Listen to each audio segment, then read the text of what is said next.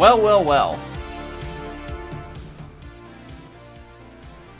Hatman and I actually have new stuff to review this week. So, Hatman will be reviewing The Batman. The Hatman reviews The Batman. That has a great ring to it. And I will be reviewing Ghost's new album, Impera. So, this will be really interesting, to say the least. Plus, we'll be talking about the sentencing of French actor Jussie Smollett. We'll be talking about J.K. Rowling versus a communist. And I forget the other topic. Oh, it's about wrestling, which will be interesting, to say the least. So, let's get started. My name is Micah Curtis. And I'm Alex Baldwin, the Hatman on Batman. Exactly. Welcome, folks, to Micah and the Hatman.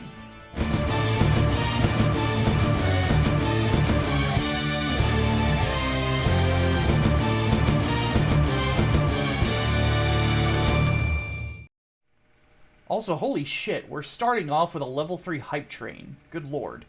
Y'all are nuts. Oh, wow. Y'all are nuts. I'm gonna just say, y'all are crazy. But no, Hatman is back. So it's a hype train for Return of the Hatman. Return of the Hatman. I'm in the Hatmobile right now. That's about the only way I can make the show. For those who don't know, I was out last week because my wife's grandfather passed away, and we had his funeral service earlier today. So give some love to the original Papa John in the chat, y'all. He was a good dude. He was one of the A-listers. Amen to that. Well, real quick before we get started, my camera needs a little fixing, and then once I do that, I will list off all of the hypeness that has been going on. Why is my... There we go. Okay, camera looks a lot better now. So, thank you, Servant, again, for gifting 5 Tier 1 gift subs and for cheering 100 bits. Thank you, SGD, for the resub. Thank you, Servant, for the resub, and Brian Gilmartin as well. So, appreciate you guys all doing that. So, thank you so much. We appreciate all of you. So, Hatman. You saw the new Batman movie with the skinniest Batman I think we've ever seen on film, and probably. And I don't know how well Zoe Kravitz did in this film, but dear God, in real life, I really wish she would just shut the fuck up. So, Well, how was it? It was great, actually. I've had some time to mull it over now. My initial impressions were, hey, this is really good. You know, this might actually be like top 3 Batman movies material. Oh wow! After mulling it over for a while, yeah, pretty much the same. I would actually go back and see it again, even though it's a 3-hour-long movie. And yes, like, you feel that 3 hours. Jesus, it does sort of drag towards the end, which is like one of only a couple of bits of criticism I have for it. But honestly, no, I would say it's still worth sitting through. Like, bar none. It's great. I am shocked with how competent they managed to make it. I mean, it's a Batman detective story. This is something that we haven't really gotten in live action, at least not in a way that's faithful to the comics. Really? And that's interesting. Yeah, and it's great. Like, you actually do feel like Batman. Well, maybe not the world's greatest detectives, because the Penguin calls him out on it at one point. Straight up says, "Oh, world's greatest detective, huh?" So it's, you know, not quite at that level, but this is a year 2 Batman. They make that clear from the beginning of the movie. This is Batman year 2. Okay. And it does sort of pull from that. It definitely pulls from the Long Halloween. Definitely got some Hush overtones to it, because the Riddler feels like a cross between the Riddler and Hush. Wow.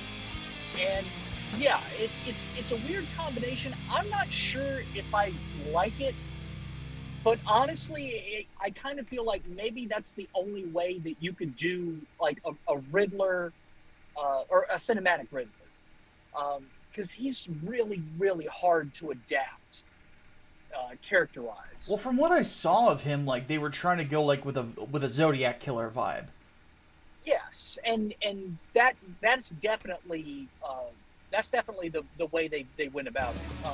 Even beyond the looks, like he had a whole cipher and everything to decrypt, and there's like a ARG going on now with that same cipher. So like yeah, it's and there are actual riddles in there too. Like all of his stuff is classic Riddler, but it's not like a this is you'll if you solve this riddle you'll be able to catch me like Golden Age Riddler and shit.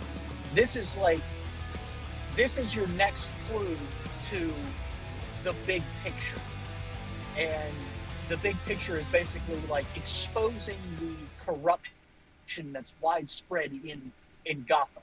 So he's not so much a villain in the sense that he's out to kill innocent people, rob them, whatever. Like he is out for vengeance against a city that he thinks is absolutely tarnished, like beyond saving. And so it's sort of like Batman is like.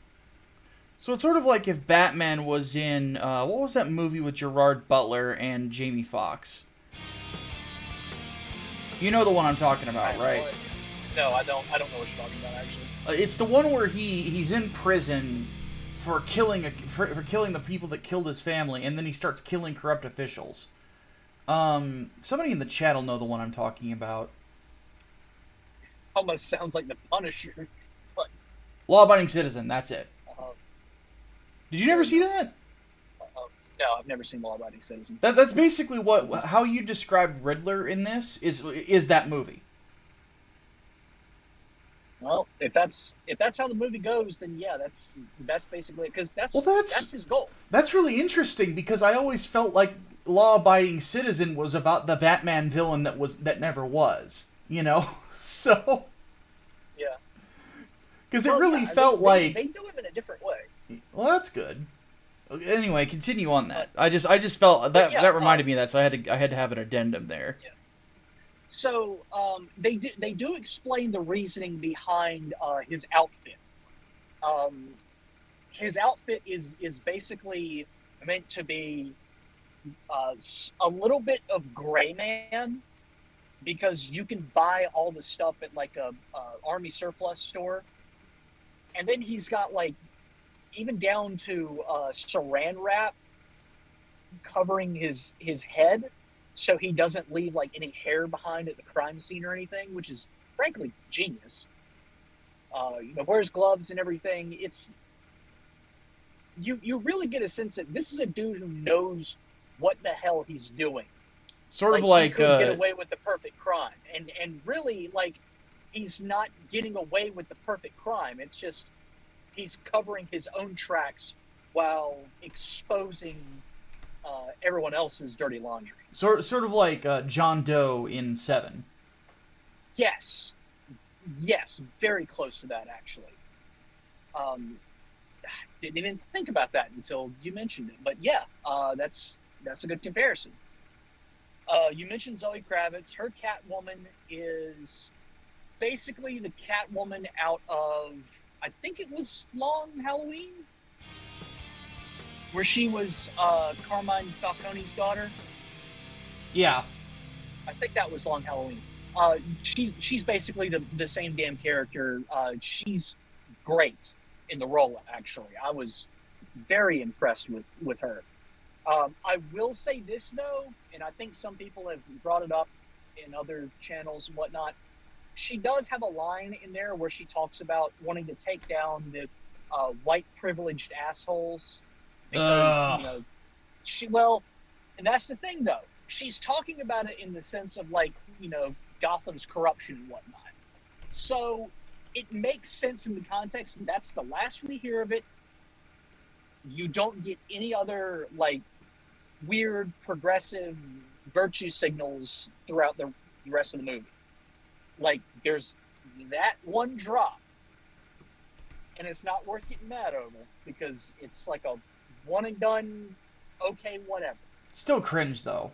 Like that's it's cringe. Like, it took me out of the movie for just a little bit there, but just because, it's one of those things where when you hear it so often, you're like, oh God, not this shit again.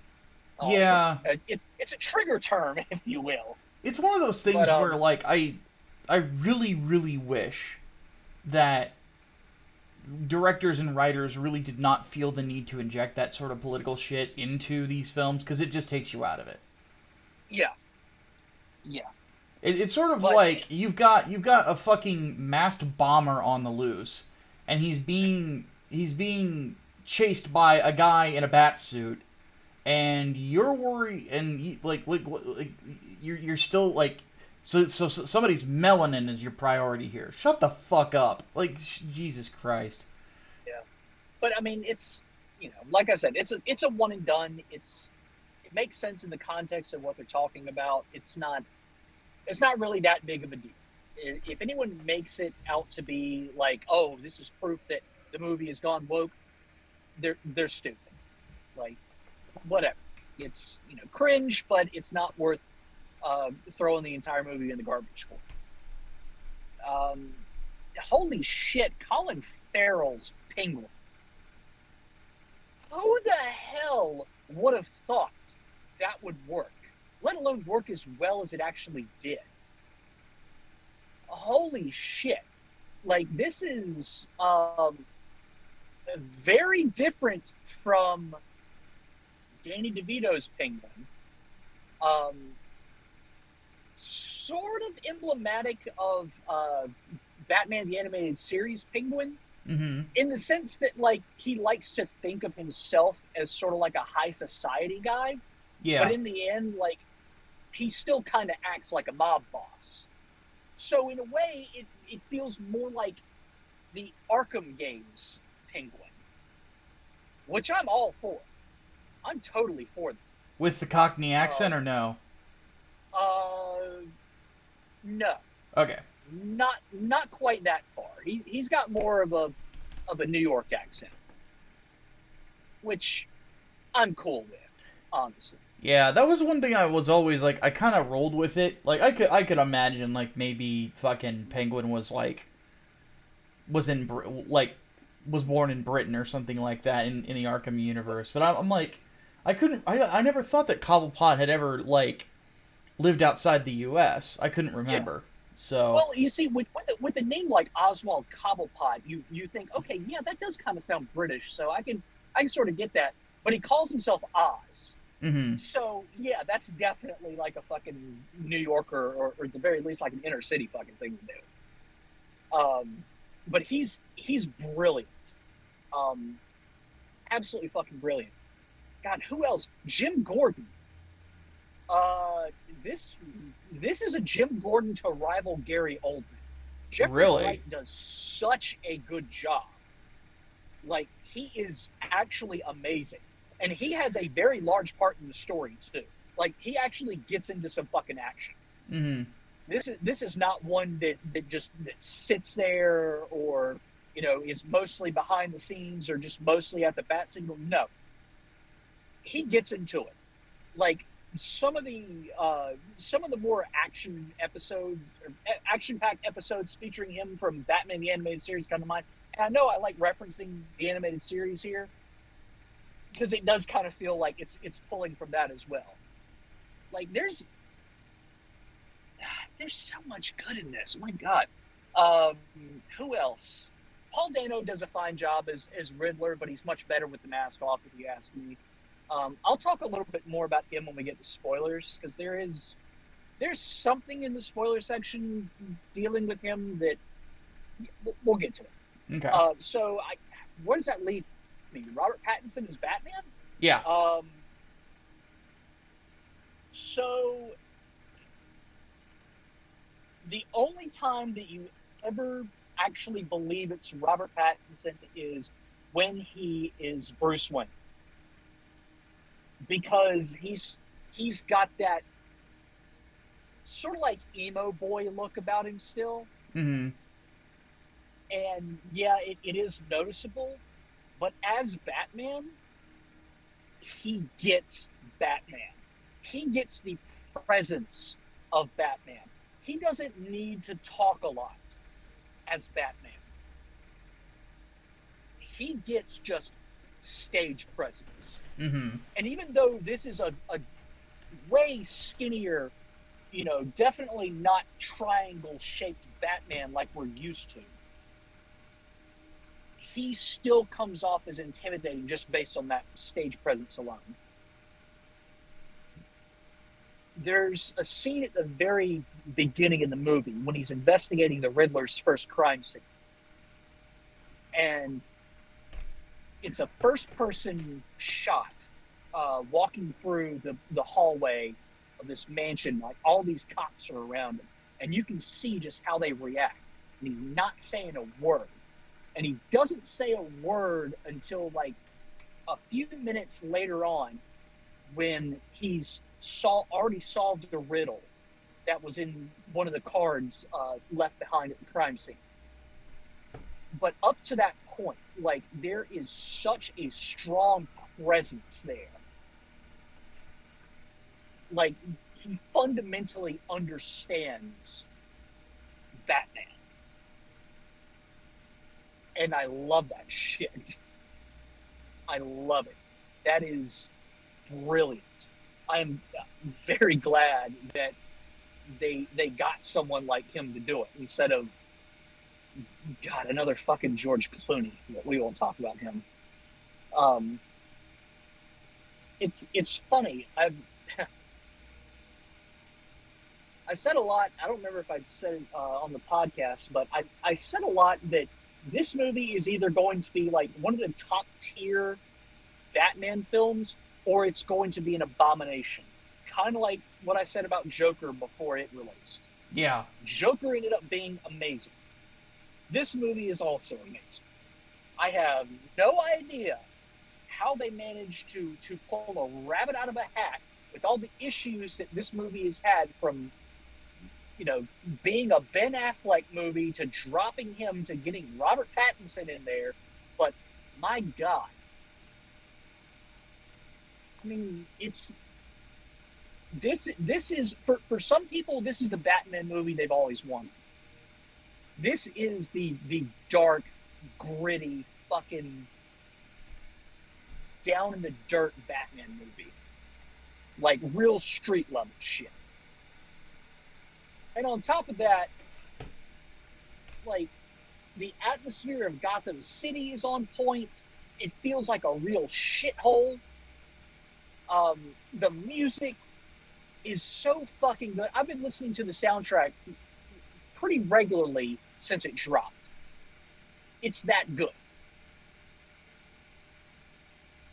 And it's got probably the best Batmobile chase scene in any Batman movie ever. Or any Batman property ever, I would wager. Holy shit.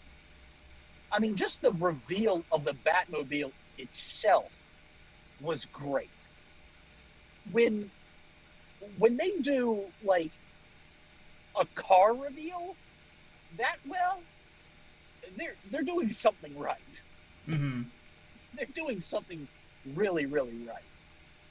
So, before we move into spoilers, great movie. Absolutely go see it. You don't even have to see it for a damn matinee. I'd pay full price to see this again. And I think it's coming to HBO Max in about a month or so anyway. Yep. So if for some reason you don't want to go out to the movies and you think you can wait, just wait, but definitely watch it. It's great. Yeah. Real quick before we get to spoiler territory, thank you 420 Gundy for the $25. Says old funny video, not sure you guys have seen it or not, but it's really funny for the cringe. Then Servant cheered 200 bits, then a couple gift subs. No, 5 tier 1s, and then another tier 1. Let's see here. Then 100 bits, then 2 tier 1 gift subs, and then Rocket cheered 100 bits. So I think I'm caught up on all that. But anyway. So before we get into the spoilers also, how much better is he than Batfleck? So here's the thing. Pattinson is young Batman. Batfleck is old Batman. I don't know if you could really compare the two because they're fundamentally different depictions of the character. But I think I would want another Pattinson Batman movie before I'd want another Batfleck movie. And I say this as someone who actually did like Ben Affleck's portrayal. I didn't mind him in the Snyder cut of Justice League, and he was a lot better in Suicide Squad. But Lord, Batman v Superman, he was awful. But it's not really Ben Affleck's fault in hindsight. The script turned Batman into a paranoid idiot, you know. Yeah. And a murderer. Yeah. So, all right, spoiler time. Okay, so spoiler time. So I guess like the one real spoiler of this movie is the Joker's in it.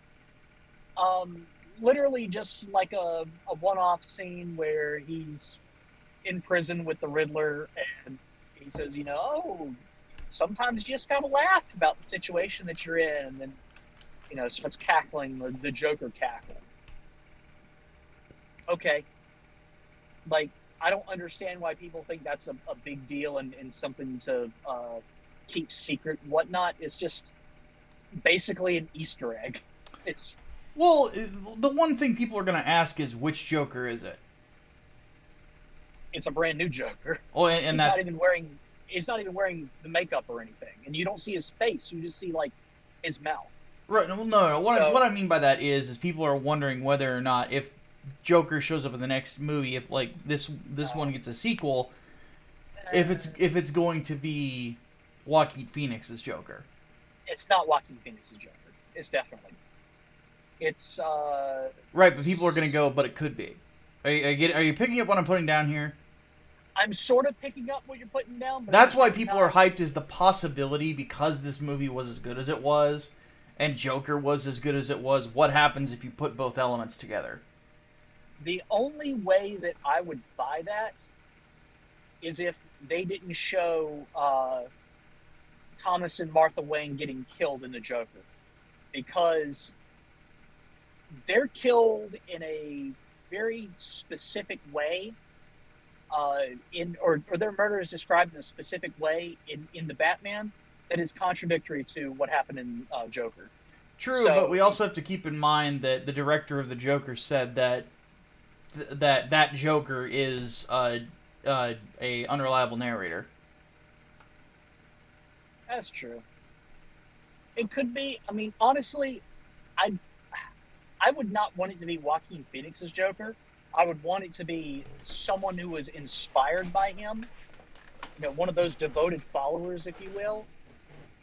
But not Joaquin Phoenix's Joker. That would have to be an old man Joker, and while that would be an interesting story on its own, I don't think that'd be good for like an early Batman sort of confrontation. I don't know. I think I like the idea of that. Old man Joker versus young man Batman? Well, we don't really know how old Arthur was in that film. Well, it was set in, what, the 70s, 80s? 80s, I think. I don't remember if they even told you what the time frame was, though. And this is like 2021 or 2022. I mean, they basically give you the date. It's comic books, though. So, you can fuck around with it. You can fudge around with it. Yeah. Well, see, now that I think about it, Old Man Joker kind of sounds like an interesting concept just to do somehow. Yeah. So, anyway, so Riddler. Once he takes the mask off, it's honestly way better. Paul Dano's portrayal is way better. The whole point of him doing all the riddles and shit was because he thought that Batman was going to be on his side. He thought by slowly revealing the truth, Batman would ultimately see that, no, he's not a criminal. You know, he's a hero. He's doing all this for a good cause. Right. And would come to his aid to help him, you know, scrape the scum off the shoe that is Gotham City. And he freaks the fuck out when Batman says, no, you're crazy. I'm not going to do that. Mm-hmm. And that freak out scene is just so good. It's so good. I mean, even I love this. Might not be a spoiler, but I love the fact that the Riddler's theme is like a demented version of Ave Maria, Ah, and it actually has relevance to the plot. Actually, well, now it is a spoiler, um, because the Riddler was part of a orphan boys choir that was singing that song when he or when he saw Thomas Wayne for the first time, and then Bruce Wayne by extension. So it's it's wild as shit, but I love that connection. I love how they were able to actually, give a reason behind that. But he also goes into sort of like a QAnon type territory at the end. ugh. Here's where the movie kind of lost me a little bit. So Riddler's captured. He's in prison. He tells Batman, okay, well, it's I thought we'd be able to watch all the fireworks together. Batman's like, the fuck you talking about? I beat you, I solved all your stuff. And Riddler's like, oh no, there's one left. I guess you haven't figured it out. He's planning to flood the city. He's planning to flood the city to cause a crisis, to basically let a bunch of his followers, because he had a bunch of followers, go and shoot up the mayor-elect's like inauguration ceremony or like election celebration or whatever. I don't remember exactly what it was, but something basically to kill the mayor-elect of Gotham and any of her supporters. And you would think, okay, like, why is there a second climax? But beyond that, okay, how did the Riddler manage to get a bunch of followers like this? And it does, like, as a result, yeah, you start to think, okay, so the cryptic shit, the whole powerful people are to blame thing, yeah, it kind of reeks of QAnon. And it makes sense, sort of, but I don't particularly like it. Yeah, like I thought that was really weak, actually. Again, it's like trying to take inspiration from the current zeitgeist is always a bad idea, and that's actually part of the reason. Like, anytime I go back and I watch the Nolan films, why I'm probably always going to hold those as like the apex of Batman films. I know people aren't going to agree with me, and I don't care. A lot of it was the simple fact that none of them had any inspiration from the current zeitgeist. They were all timeless. Yeah, they were. That's what they wanted to do from the beginning, Yeah. And it's just like don't fuck around with that, If anything, like the third movie is prophetic because all the shit that happened after it, Yeah, really. But I mean, I can sort of understand it from the sense of like, an idea going viral. I can understand it from the sense of, this is a bunch of people who would want to like play into this game and would understand like the Riddler's targets as, bad people. So they see him as a good guy. Yeah, real quick. But these are like, hold on a second. Yeah, go ahead. Could somebody refund Tofu's points? I have sound alert turned off during the podcast. Okay, continue. But these are devotees, basically. Mm-hmm. These aren't just fans. These aren't people, memeing about it. It goes as far as to basically say like, oh yeah, this is like a social media dark web thing that he's been sending videos to people on. Like he's part of a larger organization, and that's where it kind of lost me. Again, like it sort of makes sense, but I don't like the execution of it. Yeah, just the way you describe it just doesn't sit right. Yeah, but it all feels like padding in the end to make the runtime a little bit longer. Because again, like you feel like you've already hit your climax, And then, okay, well, there's a second one. And then that's where, Batman has to stop a bunch of people from killing the new mayor. Yeah. Okay, but it feels like that really wasn't necessary, except to I guess, get the general populace on Batman's side or something, which isn't even really needed. No, Because he's they fucking explain Batman. It's gonna happen at some point. Like, at the beginning of the movie that people know who he is already. They see the bat signal, and if they're doing something wrong, they freak the fuck out, because the signal isn't just like to say that, oh, the Batman's on the street. It's a warning for everybody, like, oh, Batman's out there. If he finds you fucking around, you're done for. mm-hmm. It's straight up got like 3 intercut stories in there where you got, people committing crimes, doing bad shit. They see the bat signal, all of a sudden they're like, oh fuck, I'm out of here. Yeah. The hell with this. This ain't worth an ass whooping. And, one of them, they see the signal too late, and that's when Batman fucking shows up. Mm-hmm. And that's his introduction, more or less. So it's, I mean, you've already got the idea that there is, if not like a reverence for Batman, it's a respect for it, and that's enough. I think. I don't think you need, oh, he is the hero of the city. Like, everyone acknowledges him as a absolute good. You just need people to know that he is out there, and if he catches you fucking around, you're done. That's all you really need. It's like he says, he's vengeance. So that's, it's not enough to, I don't think it's enough to collapse the last act of the movie, but it's still kind of, Yeah. It sounds like they were running out of ideas almost. Oh, they kind of wrote themselves into a corner. Yeah, it keeps it from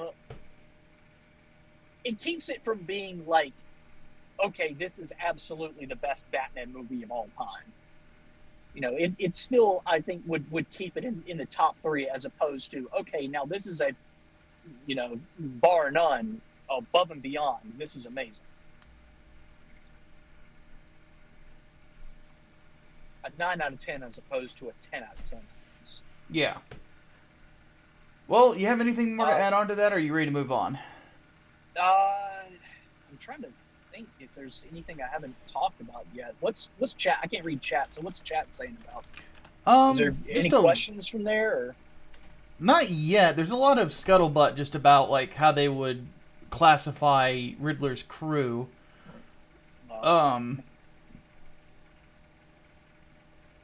That's about it. Okay. Well,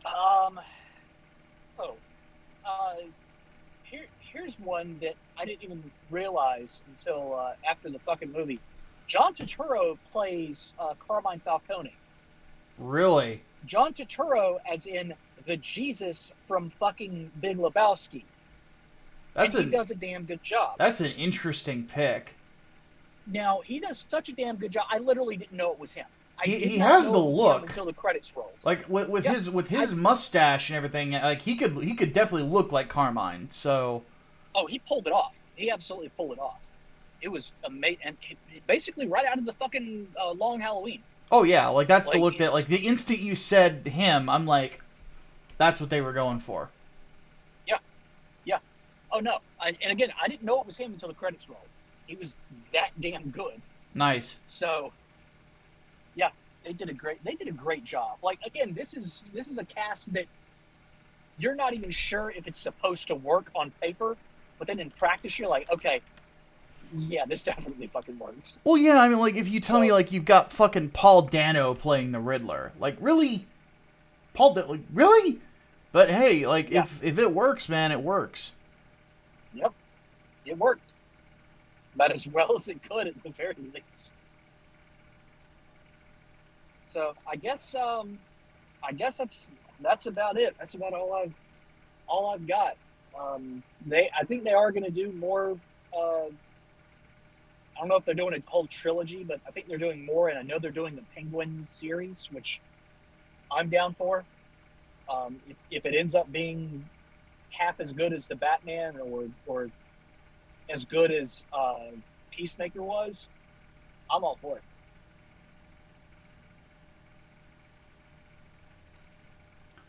Fair enough. All right. My turn. So, Music. yes.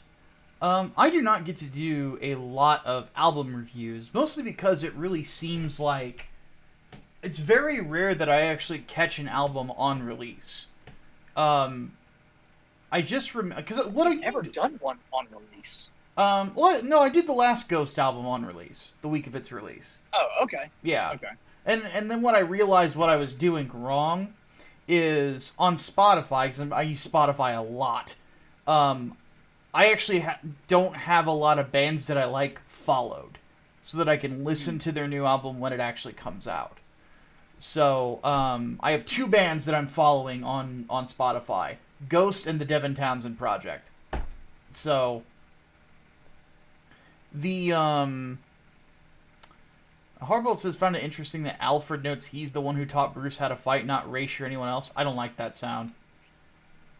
It's I don't like that idea at all. It's Earth One Alfred. I think it's fine. I think he's fine. You don't get a whole lot of Alfred in this movie though, which I guess is another real ding to it. But he feels more like Earth One Alfred, and I didn't have a problem with him.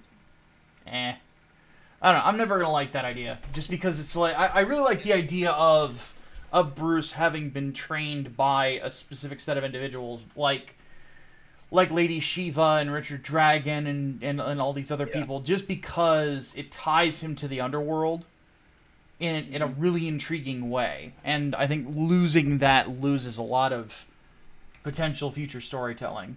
So that's fair. So Ghost. Well, there are different ties to the underworld, but we're past it. Yeah. So Ghost, in my opinion, like easily probably the hottest metal band in a long fucking time. I think it's safe to say. Like I can't think of the last big metal band that has come out in the world was probably Five Finger Death Punch. And now everybody kind of considers them to be like the Nickelback of metal, which is not inaccurate. It's a very similar thing where it's like Nickelback has a few. They were hot shit. Too. Yeah, Nickelback has a few bangers. Just a few, not a lot of them, but a few. But everything else just blends together. It's the same thing with Five Finger Death Punch.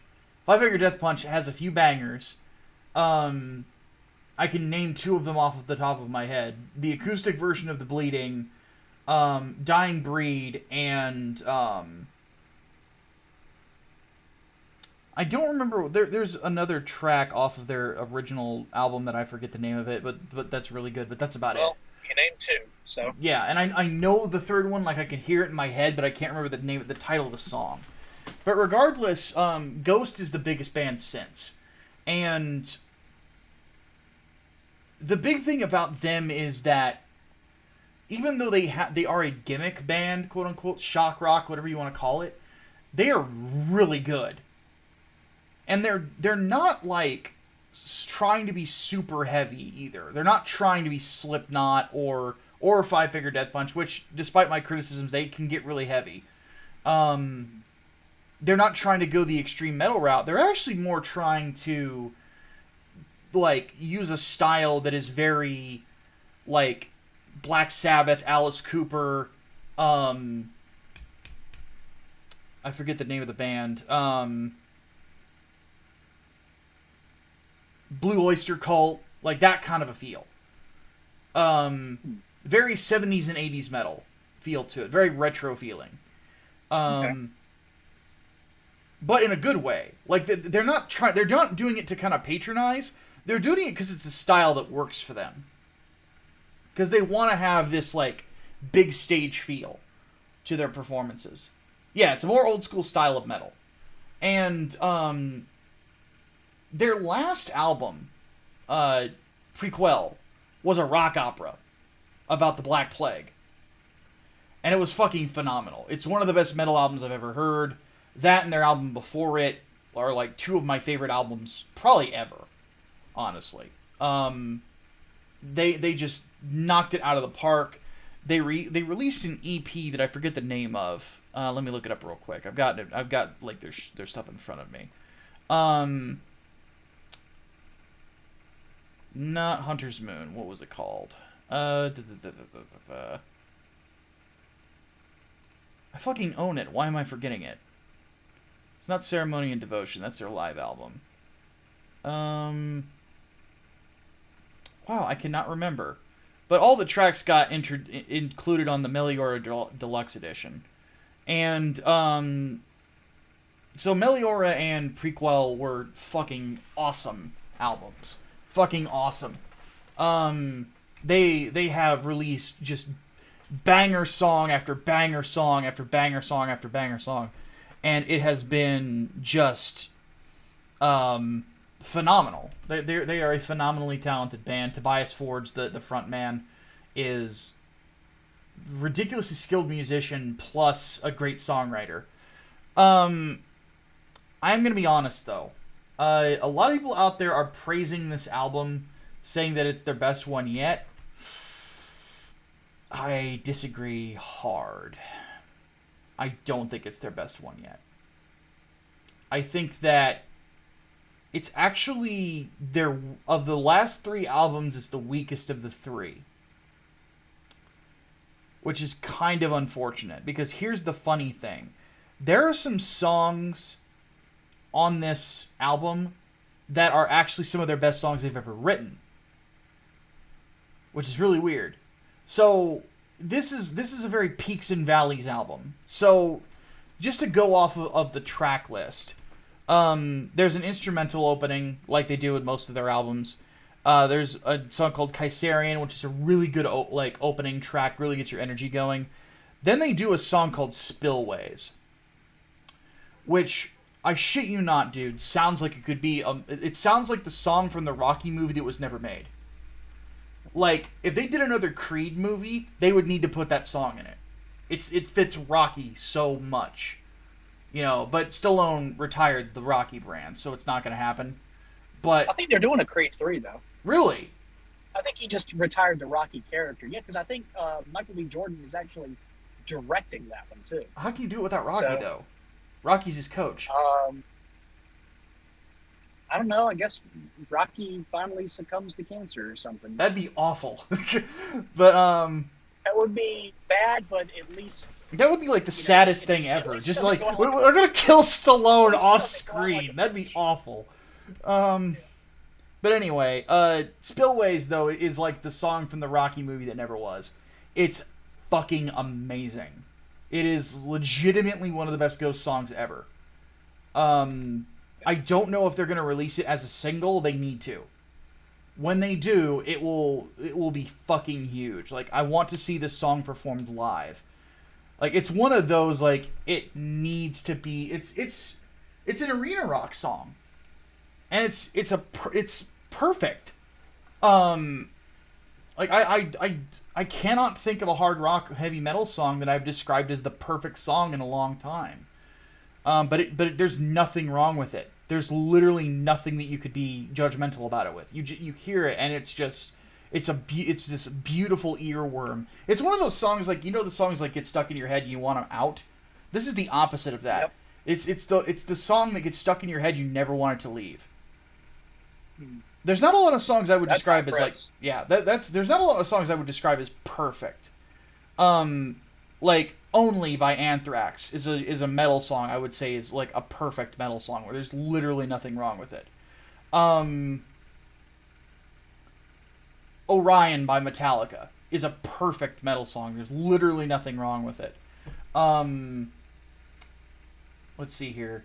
What's another really good one? Sweating Bullets by Megadeth is perfect.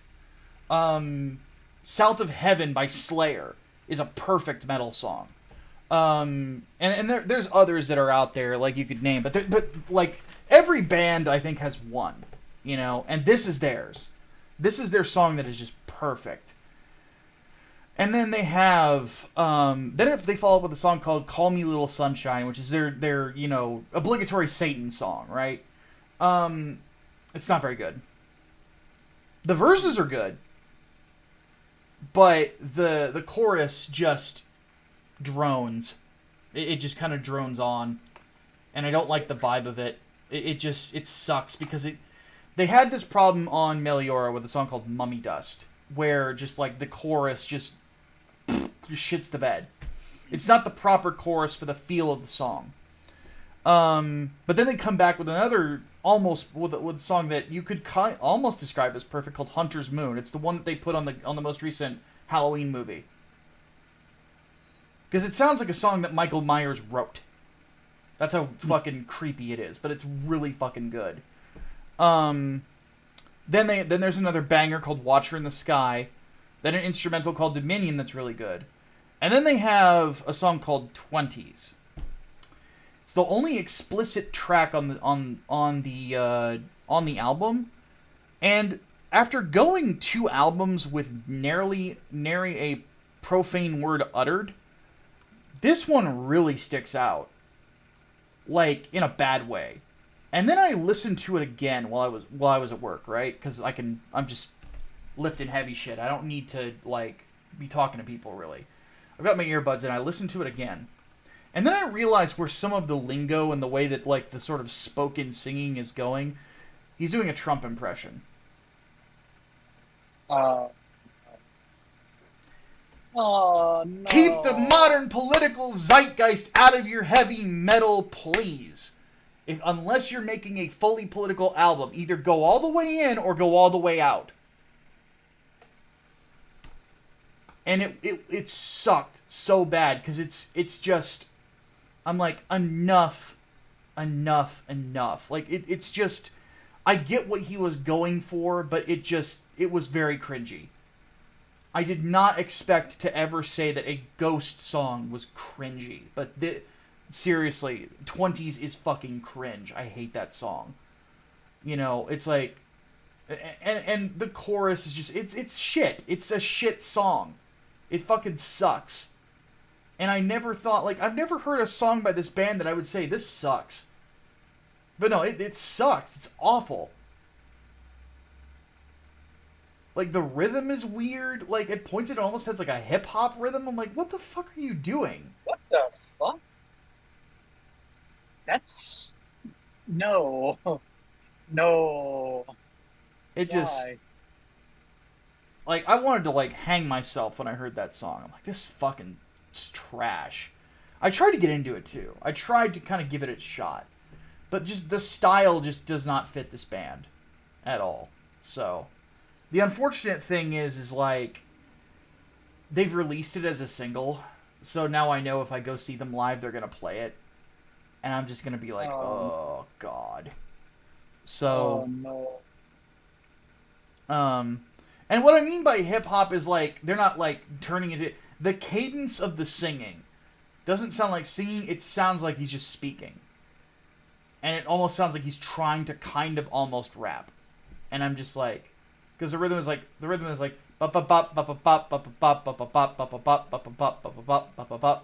it's like this slow gallop of speaking that sounds like how Master P would rap back in the day.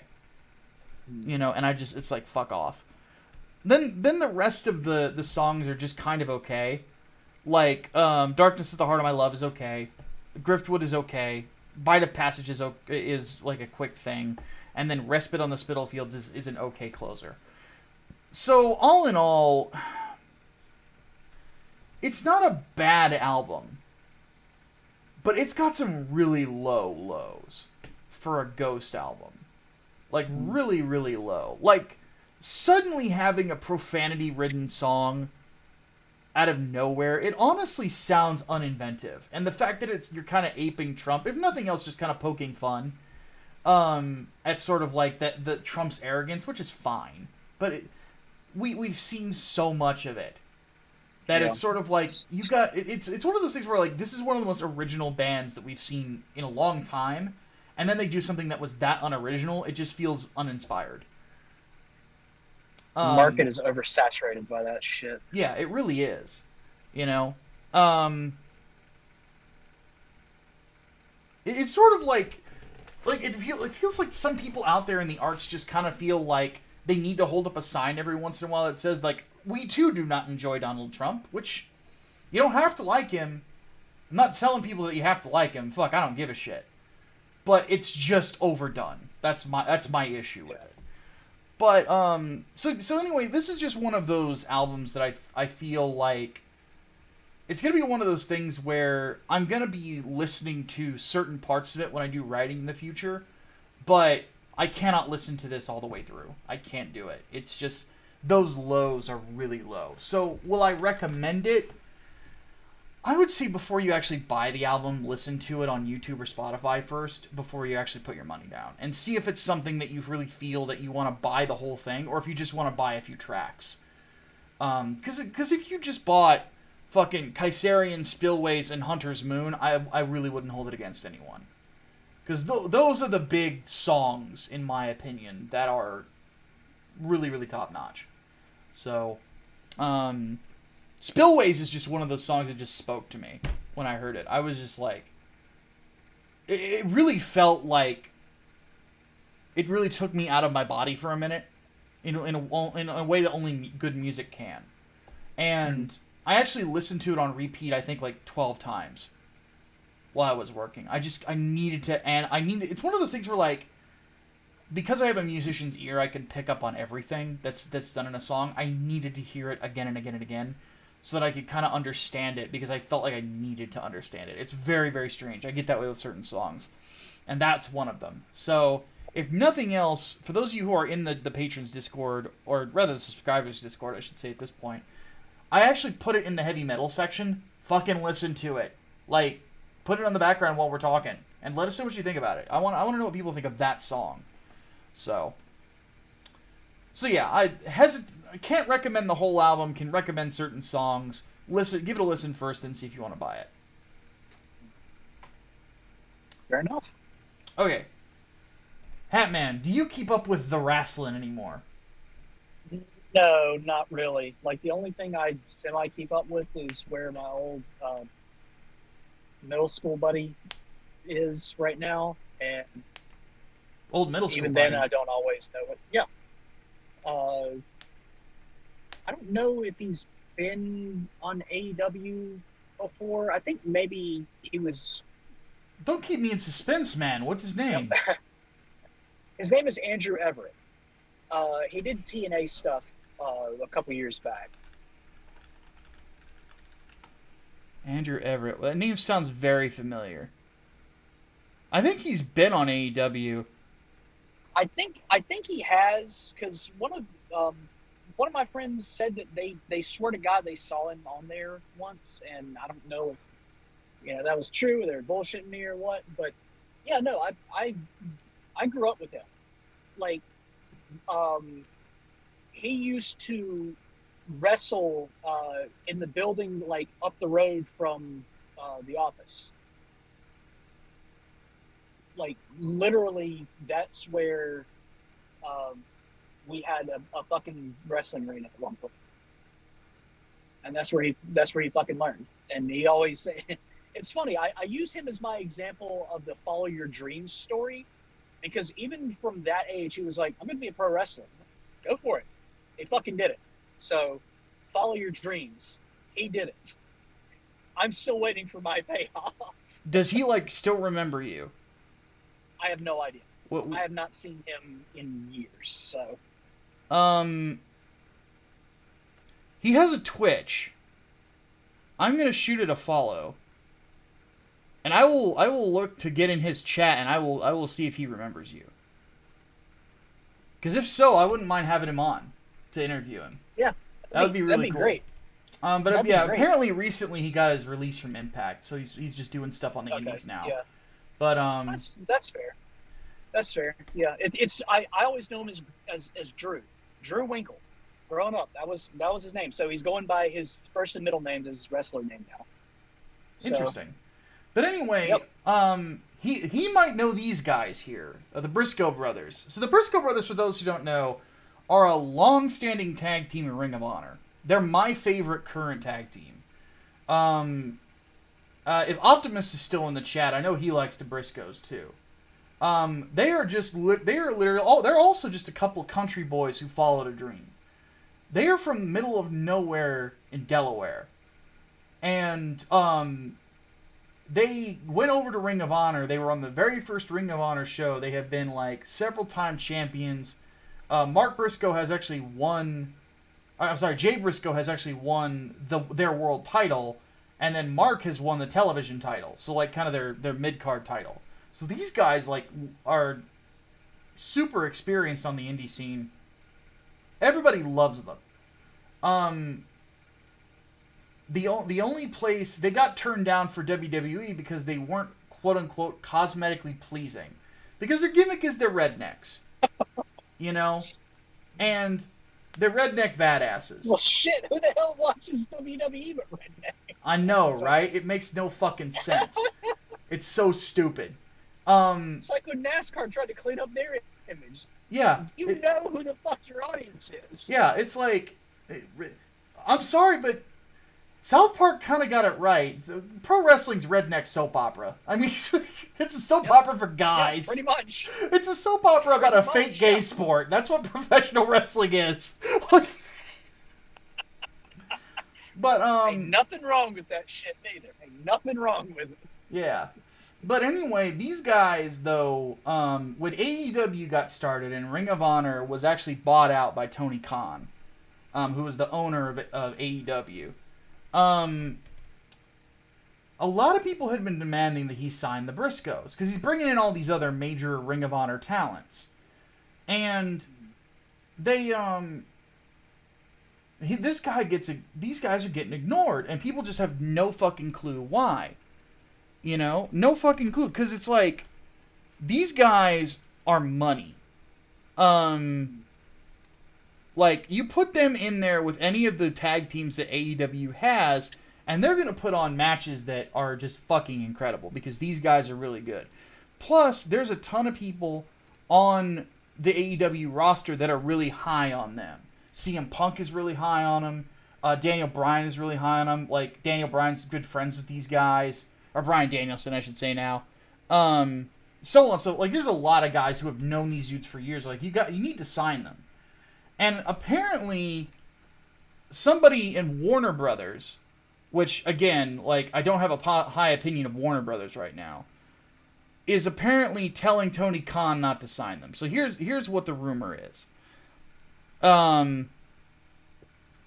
Reports that a person of influence at Warner Media did not want Mark Briscoe and Jay Briscoe signed to AEW, mainly due to Jay having, quote, homophobic tweets from 2013, so almost 10 years ago.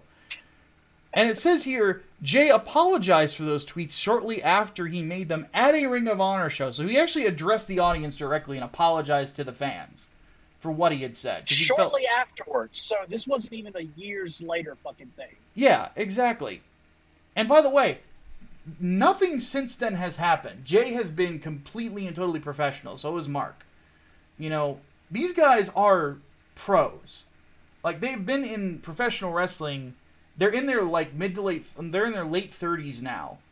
They both entered professional wrestling when they were 18. This is like all they've done. And they are so fucking good.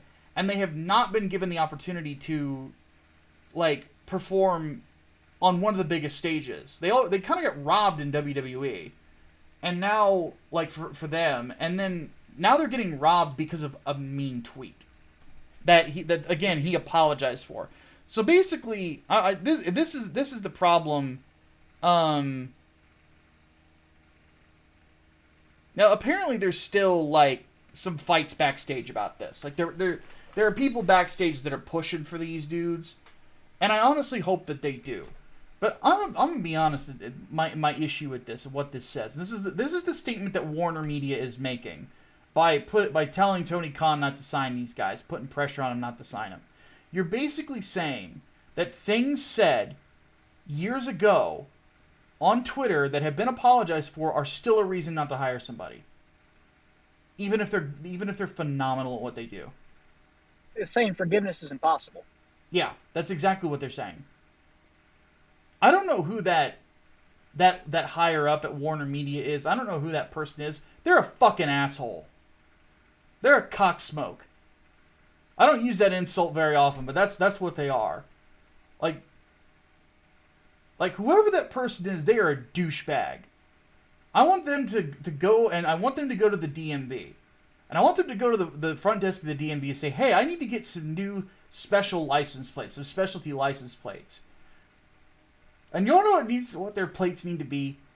D-bag for you. Okay? That's what their fucking license plate needs to be. Because whoever this guy or girl is, they're an asshole. Like, you're gonna fucking tell me that one tweet from 10 years ago is a reason not to fucking hire people? 10 years ago. Nobody is the same person that they were 10 years ago. Nobody. Nope. Like, the fucking idea that you're going to hold this against a guy and you're going to keep them from the highest level over a tweet tells me that you're just a douchebag. It's not even just stupidity. It's just spitefulness. It's like, this person said something offensive once. We don't, either we're offended by it or we actually want to, or something like that. So we're going to, no, fuck off. I don't care if you find... for shit, honestly. Yeah. If we had a time machine to go back 10 years into everybody's life on Earth, we could find something that they said that we would find offensive. Yep. It ain't hard. No. Nobody's fucking perfect. I know content creators that we knew them back during the meme war. And they said some shit that if we brought it up again would probably disturb some people. But it was 10 years ago, almost. So we can't exactly hold it against them. That, and we wouldn't hold it against them anyway, because we're not assholes! There's that too, yes. So, it goes without saying... Also, Brain, thank you for the resub. I don't know why the thing didn't go off. That's really weird. It's not showing it on my fucking, my stream thing. But anyway, thank you regardless. But anyway, it's like, it's so stupid to me. Because here's the thing. There are people on their roster who have done things that are super offensive. There it goes. He says, like, CM Punk, when he was in WWE, was egging on a guy in Australia and called him a homo with a faux hawk. And it's caught on tape. And he's their top guy. He's their most popular guy in AEW. I'm pretty sure Bryan Danielson said some stuff like that too. So let's think about this for a second. CM Punk has actually done homophobic shit. At a wrestling event, caught on tape, it's still on YouTube. And you're not going to hire these guys over a tweet? Fuck off. Fuck you, Warner Brothers. Like, seriously. Fuck them? Yeah. Fuck them. Get the fucking... I want fuck them emotes in the chat right now. Fuck them.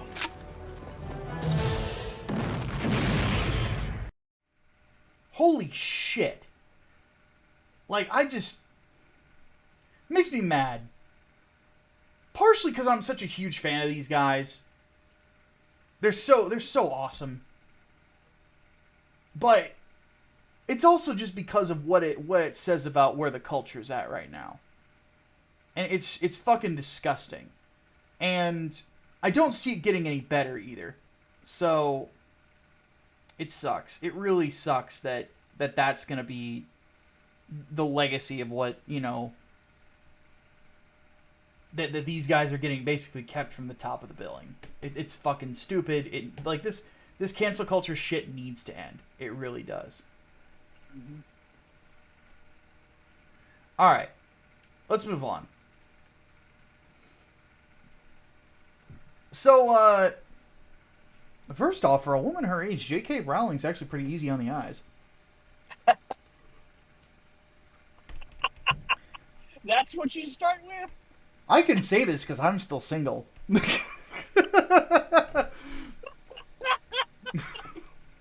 Oh, God. Second, the fact that J.K. Rowling was dunking on Vaush on Twitter makes me rethink my hatred of the Harry Potter franchise.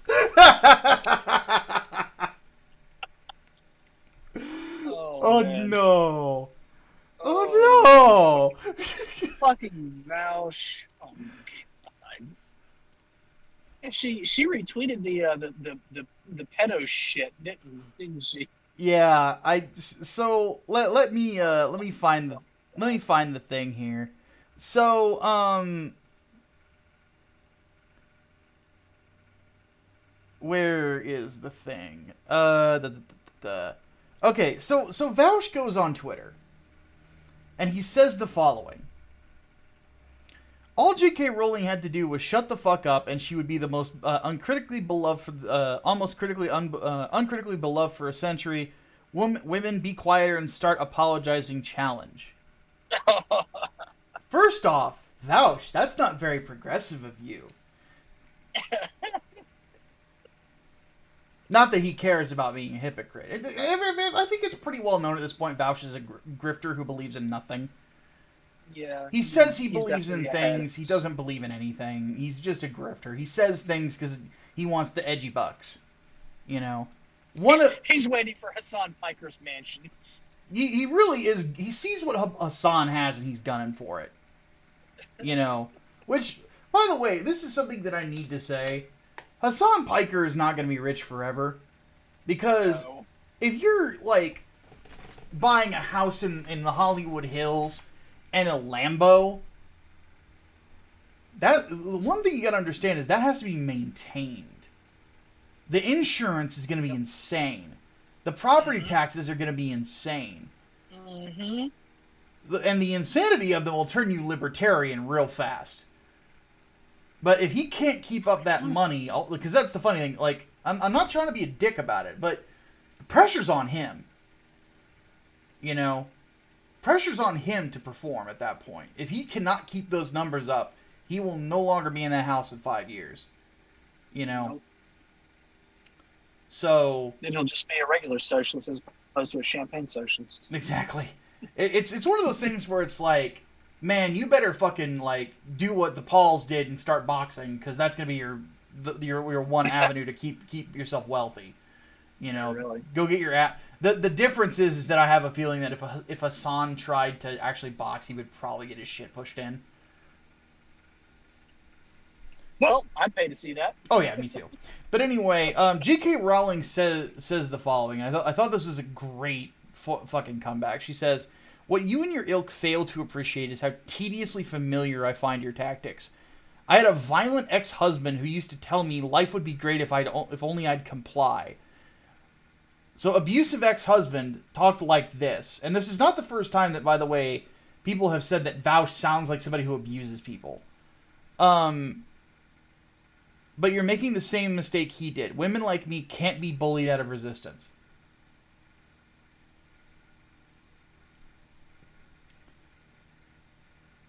Somebody get the fucking blankets, because that dude just got burned. And then it got worse for him. Because then people just started saying, hey, here's these clips of him promoting pedophilia. Here's the clips of him promoting child pornography. So on and so forth. And then she started retweeting them.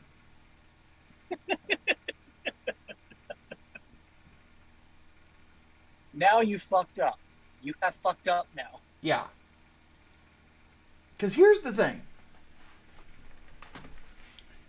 The more your star rises, the more the creepy shit you say on the internet will catch up with you. It's just an inevitability. If you say something stupid on the internet is forever. And if there's somebody who doesn't like you, they probably have it archived. You know?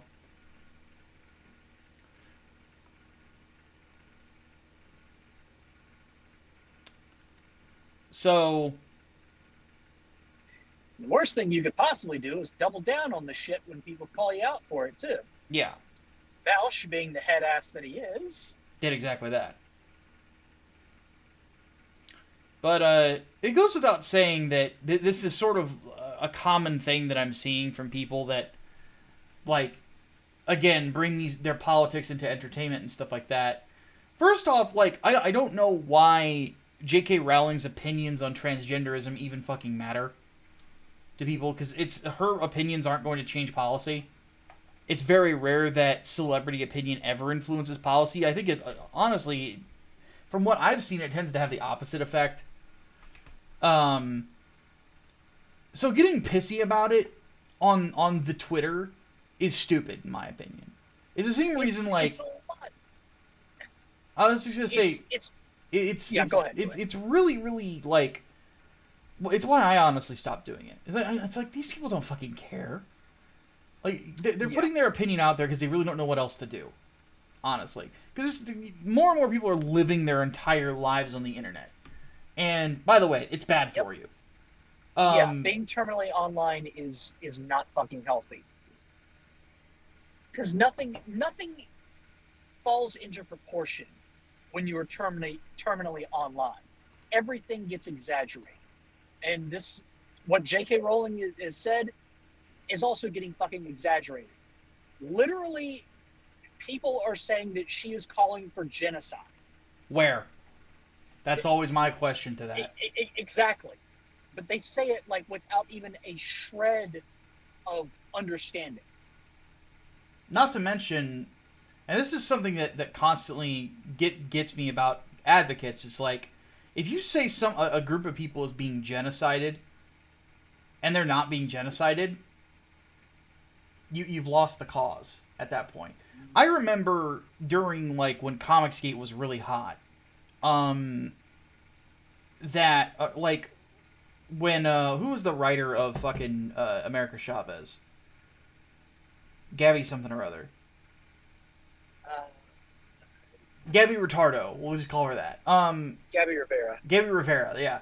Gabby Rivera had said, like, that there were now communists, or not communists, there were now, like, concentration camps in America.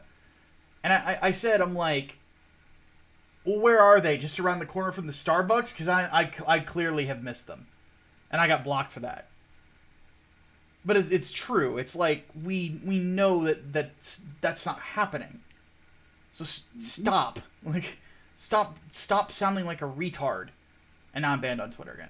But, Yep, there we go. But it's just one of those things where it's like, look, people are allowed to have their opinions.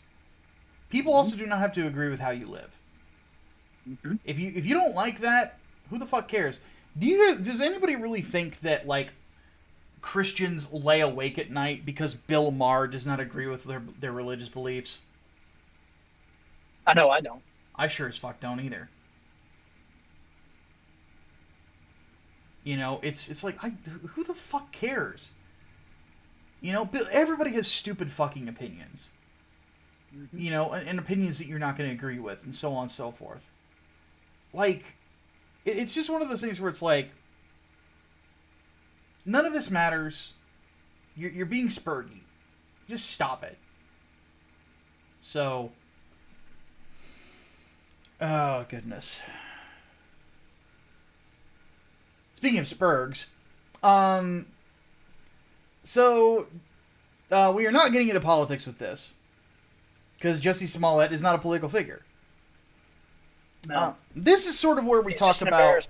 Yeah, this is sort of where we talk about the intersection, where Hatman and we plant our chairs on the intersection and we snack on a little bit of brisket while we laugh at some people being complete and total morons. And this is a really good example of that. Some brisket right now, actually. Yeah, I could dive on a Texas style brisket right now, with I don't know about, how do you prefer yours? Texas style, or is there a North Carolina style for brisket? There's a North Carolina style for brisket. How do they do it differently?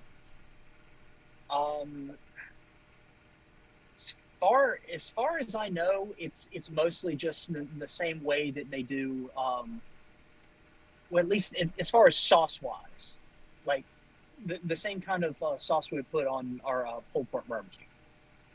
Okay. Smoked brisket, throw that good ass sauce. Okay. So, but our family, at least our family does that. Like that's, I don't know if that's a common thing or what, but that's what we fucking do. Well, let me have a look and see what it says on the internet. Good. Damn it! Now I want some fucking ribs too. Yeah, a lot of it from what I'm seeing online is like what the brisket is like. The sauce that it's dipped in. Yeah. Oh, the spice mix is different for the bark. That's the difference. Is the spice mix is different? Because Texas they just use Texas they just use SPG, salt, pepper, salt, pepper, and garlic. See, I have never been to Texas, and I've never had Texas style brisket, so I wouldn't fucking know. Basically, like Texas style brisket is juicier because they leave a little bit more of the fat cap on.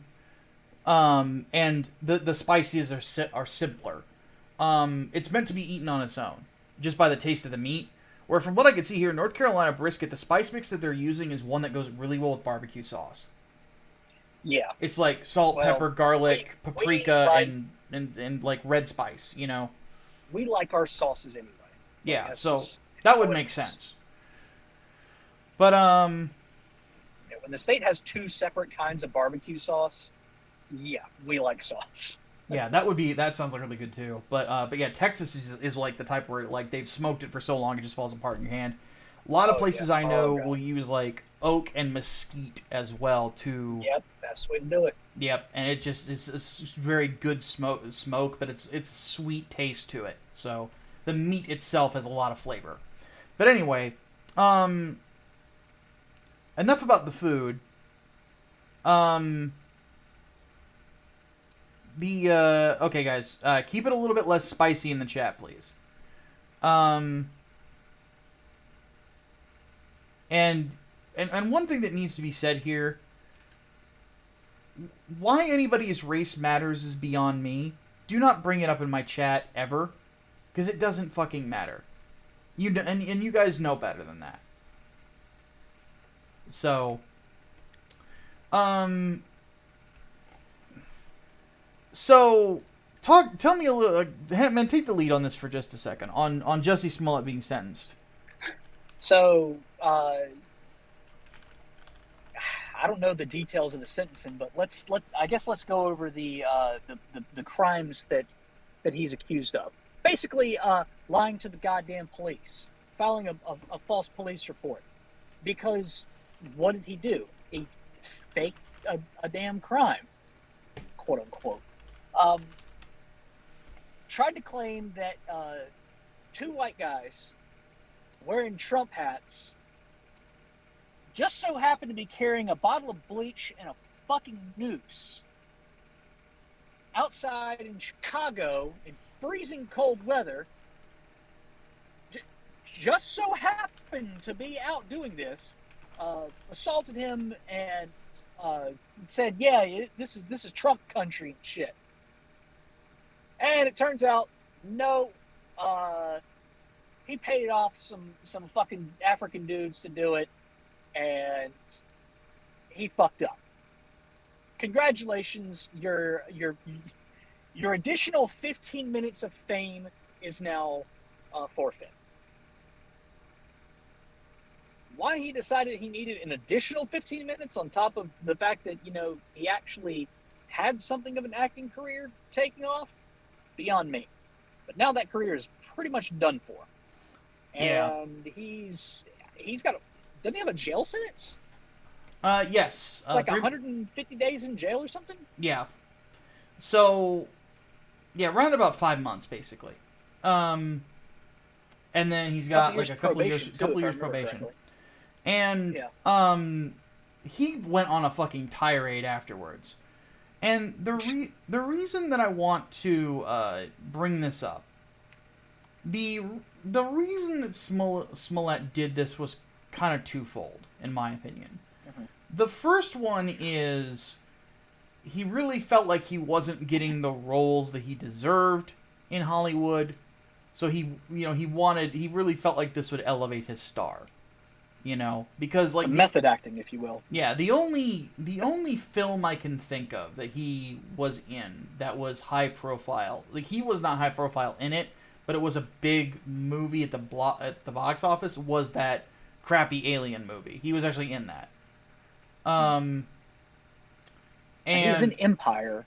Yeah, and then Empire was the other. When, Yeah, but he was very deeply politically connected, and we saw parts of that with this trial because he knew the Obamas, and then one call from the Obamas to Kim Fox, and then all of a sudden he's getting a light rap on the wrist, and then the federal system had to come in and say, no, you're not doing that. You're not getting away with this.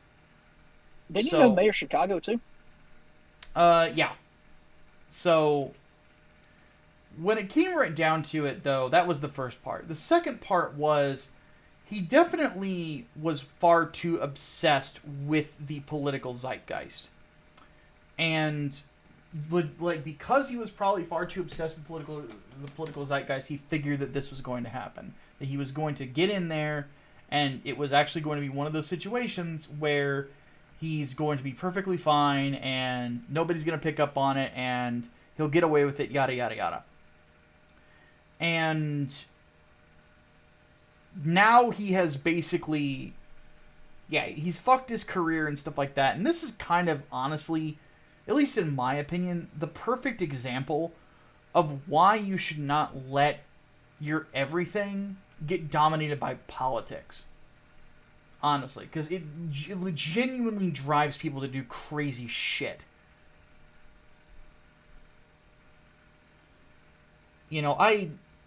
I constantly just think of people who just do and say stupid things because of politics. A lot of it is because you just don't understand it. But the other thing is it will drive you crazy. There's a reason I'm not in it anymore. There's a reason I dropped doing it. Just cold. Why I would rather work third shift, stocking heavy fucking plumbing equipment overnight, than I would talk about politics anymore.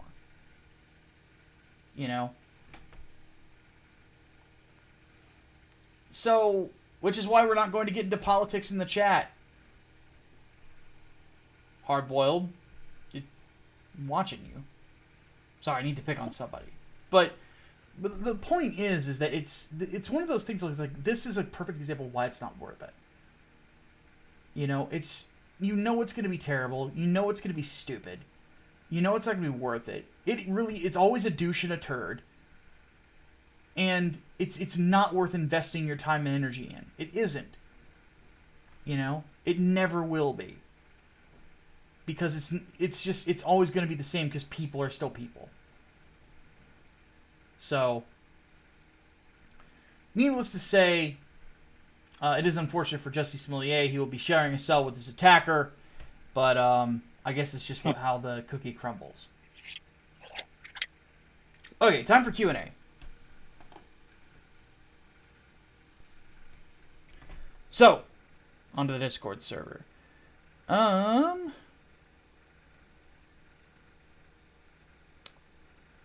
So, to get us started, Acorn Soup wants to know, someone had $300 million to produce a 3-hour-long live-action Phantom Blood movie adaptation. Who would you cast for the roles of JoJo, Dio, Speedwagon, Arena, Zeppeli, Tom Perry, Dyer, and Straightzo? Way too many characters, to be honest with you. I don't want a live-action JoJo anything. No, please.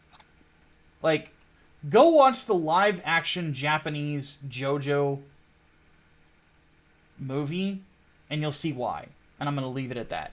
Just no. If you gave me $300 million to produce a long movie about Phantom Blood, I would do it animated. So.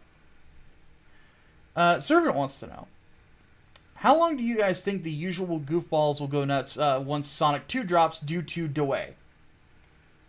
It wouldn't surprise me if we see some of the same shit recycled with the whole Uganda Knuckles thing, but that's about it. Are they actually doing a Uganda Knuckles joke in the movie? Do we know that yet? We don't even know that yet. But if they do it, you know, Kotaku's going to drop an article about how it's so goddamn problematic or some bullshit. Okay, I want no one to explain it because Harpo does not know the way. You must have Ebola to know the way. Exactly. You do not know the way. You don't know the way. But I don't know that anybody's gonna freak out about it. But I imagine if they do, like, we'll probably just see rehashes of the same shit that we saw the first time. So yeah, I kind of missed that meme, to be honest. Like it was definitely a forced meme, but it was still kind of funny. I still kind of liked it. Yeah. 420 Gunny wants to know. The Mandalorian happened. Yeah. The Mandalorian made it funnier. 420 Gunny wants to know, if Elden Ring wants to get DLC, what DLC do you hope it'll get? P.S. What class do you suggest is best for warrior or battle mage types in Elden Ring? I don't know because I don't use magic in Souls games, so I'm the wrong person to ask. If it gets DLC, what I'm thinking they're going to do is they're just going to add another region. And I hope it has almost a... I hope it expands it out, sort of like how the Shivering Isles did for Oblivion. Brawler wants to know, if we could change one element of the MCU, what would it be and why?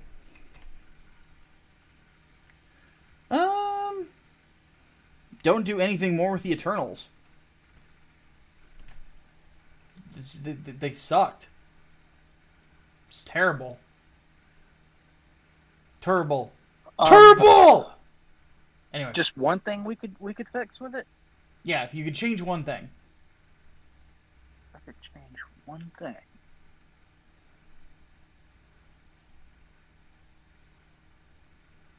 I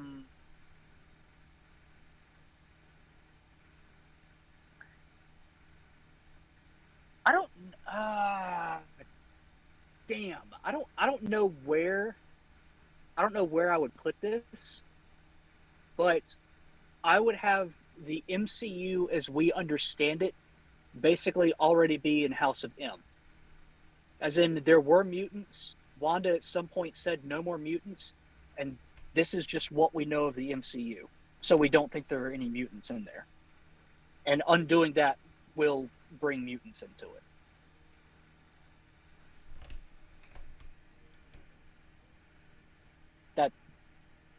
That's it. That's all I've got.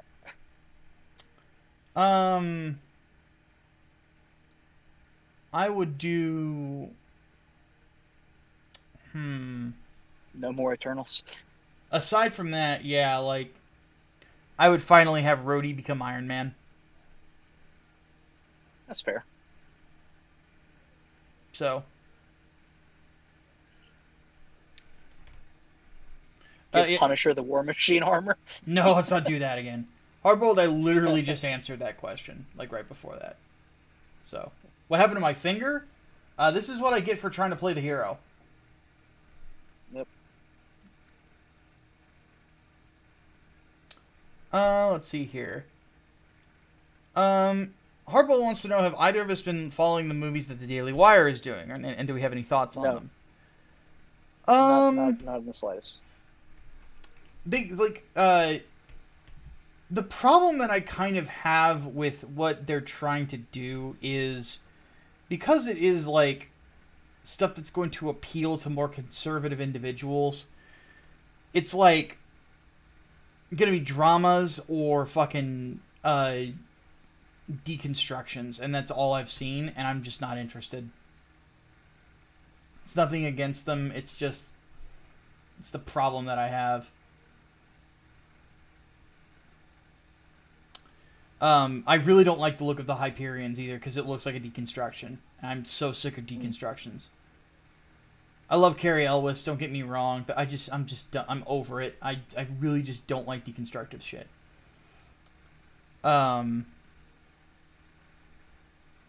Boss wants to know, favorite pulp story or series? Mm,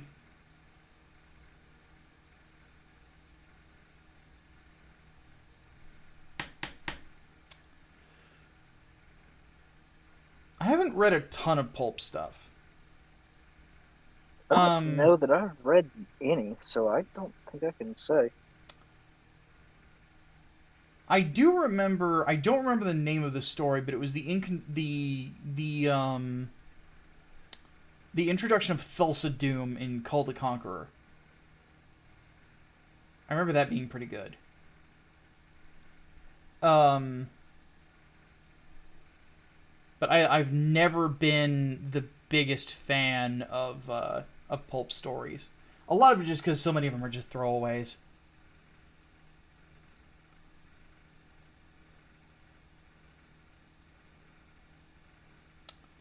Let's see here.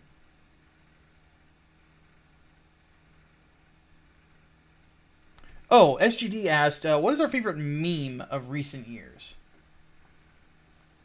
Oh, damn, that's tough.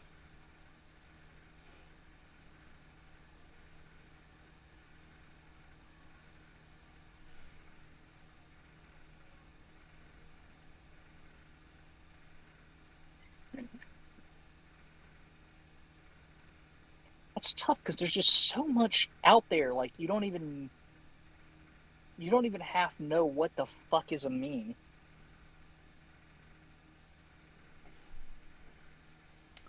I'm gonna say Ikambokum.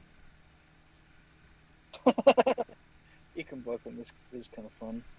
Mostly because, like, somebody actually went out of their way to turn that into Who's on First. That is fucking incredible. I love that. A fucking 3-second goddamn clip. They turned into that. That was so good too. Oh, it was phenomenal. They did such a good job. They did such a good job with that. Oh, 420 getting asked a follow-up question in regards to like warrior fighter class type. Honestly, it really just depends on your playstyle. I would recommend if you're gonna like,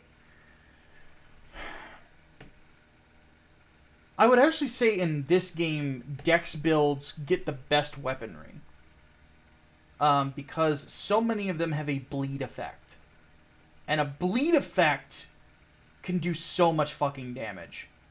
So that's what I would recommend. Because I have a strength build, and a pure strength build is fucking hard in this game. It is hard mode. Because the advantage is it breaks posture much easier. Certain weapons that you get will shatter posture and can be a difference maker on bosses. On the flip side, though, it's just going to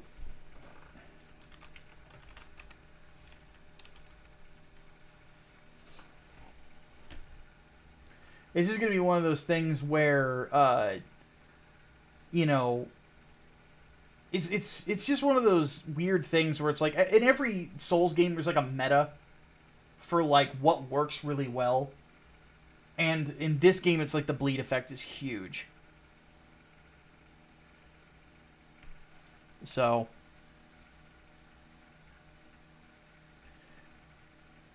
and that would mean weaponry like the notched whip, the Morning Star, the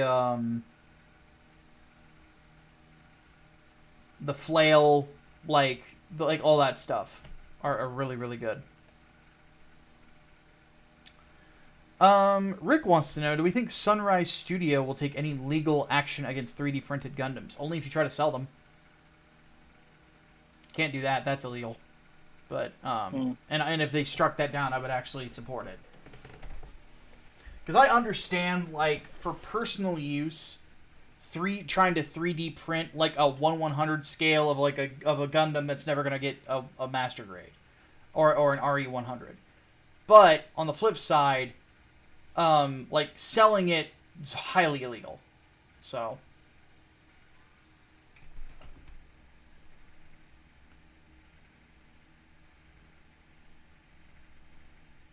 Because honestly, what I would do is if you could come up with like a master grade version of a certain kit, I would try to get in touch with them and say, hey, I figured this out. If you're willing to pay me the fee for doing the freelance work, I will sell this print to you so that you can get that. So,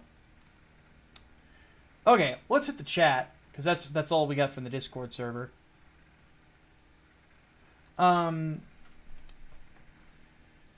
Leonardo wants to know, what series do you like is so hard to recommend because it's so uncomfortable to watch? For him, it's Made in Abyss. Well, Berserk. I'm very wary about recommending Berserk to people.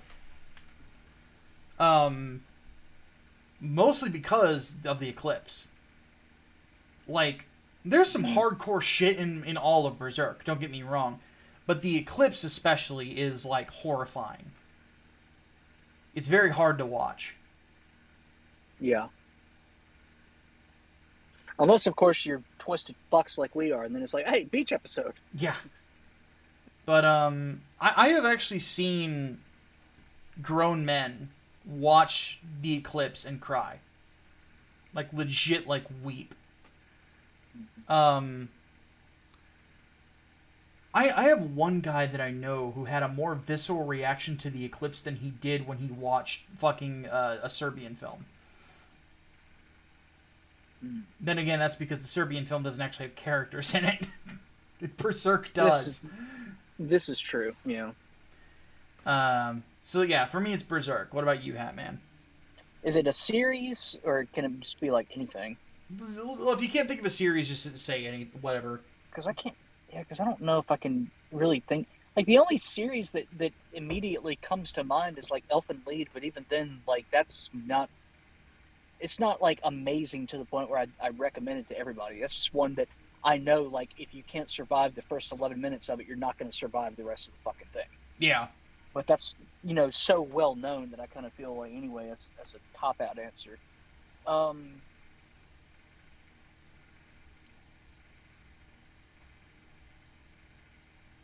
One that's really fucking tough. I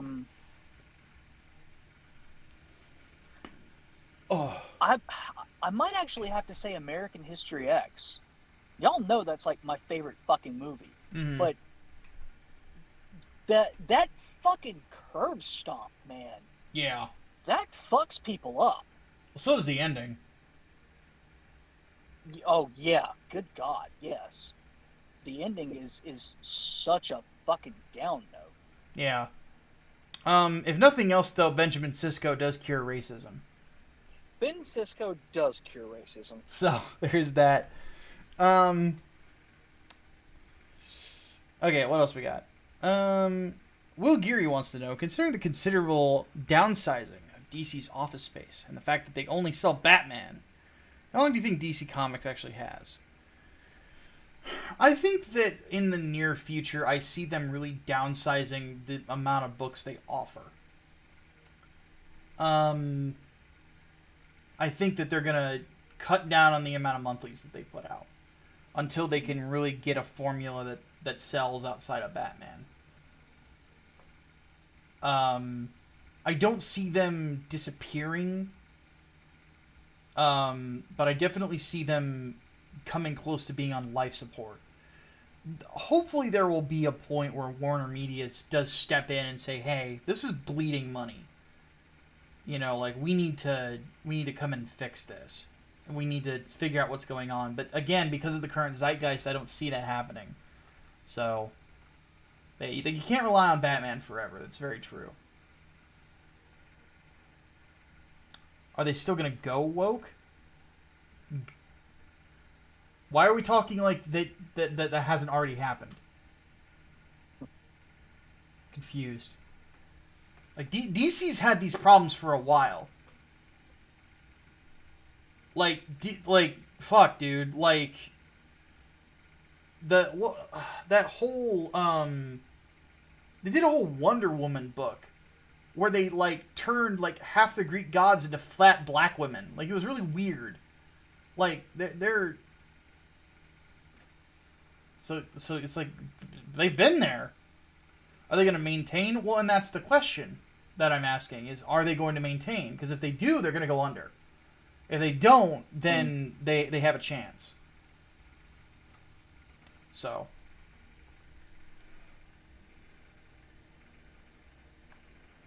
At the end of the day, it's one of those things where it's like, you need to, like, this does not vibe with people.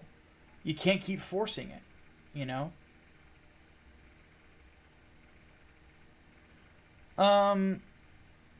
Crystal Hydra wants to know, if a disaster like Raccoon City happened in our real world, how do you think the world would react and change? The funny thing is, I kind of feel like what happened at the beginning of Resident Evil 4 is about right as to what would happen.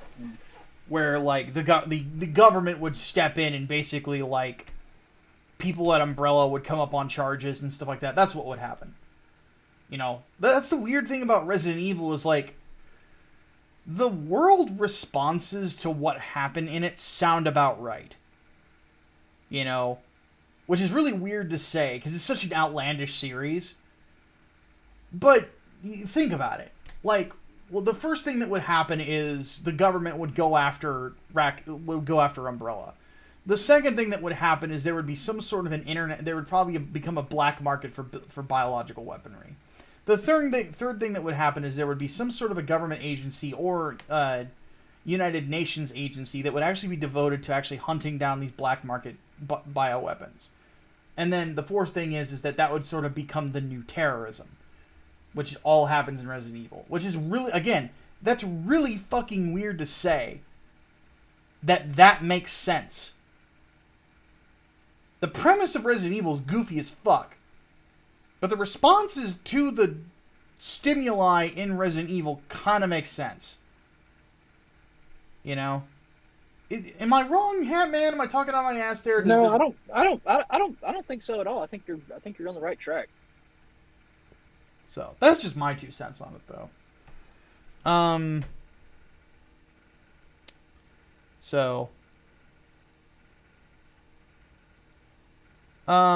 Gilmartin wants to say, why do so many authors set their stories in cities? Seems like we have a glut of cities in fiction. Because that's where all the weird stuff happens. For the most part. It's where weird stuff happens, and it's a lot easier to explain things being in proximity to one another. Not to mention, a lot of major writers live in cities. Yeah, that too. Spreading out your setting, you suddenly have to account for stuff like travel time. Yeah. A lot more.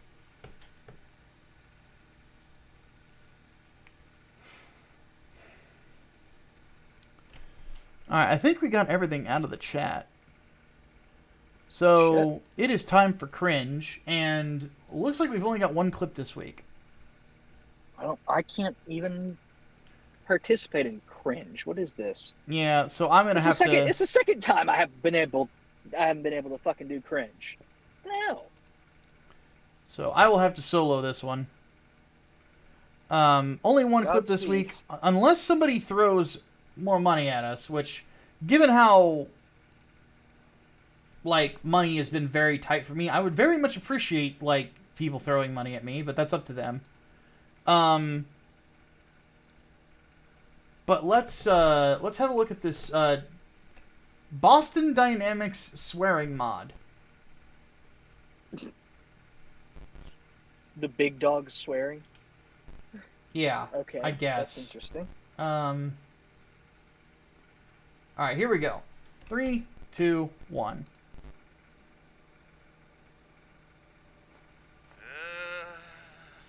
Time to make the f***ing donuts. Alright. Gosh, you got a boot or something. Fuck. Okay. Alright. The f*** are you laughing at, hippie?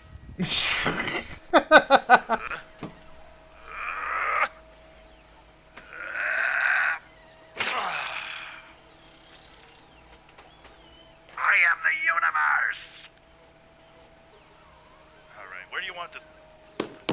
Mother... Ow! What the f***, Kevin? God damn it. Oh. Alright, stop f***ing around. Alright, just tell me where you want this thing. Oh, god damn it. Thank you, brain, but damn it. Alright, okay. Alright, Gretzky over here. Fucking Gretzky ever. Ah! Fuck! Damn it, that...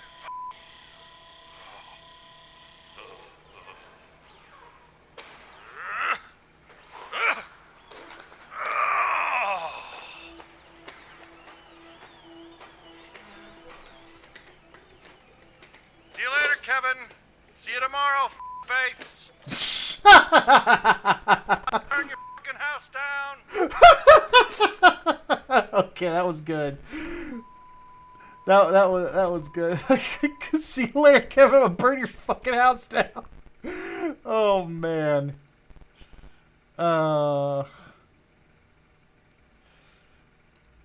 Okay. Brain, what do you got for me?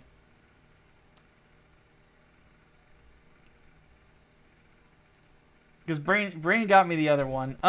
One thing I will say, by the way, is we will be doing a sponsored stream this week. By we, I mean me. From the one place you would kind of expect to sponsor even a small stream like me. So be on the lookout for that. Probably do it tomorrow. Tomorrow or Tuesday before I have to go back into work, because I work Wednesday, Thursday, Friday. So yeah. Be prepared for that.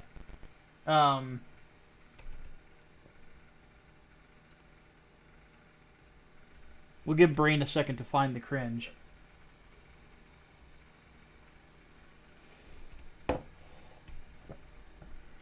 Yeah. So that'll be a thing.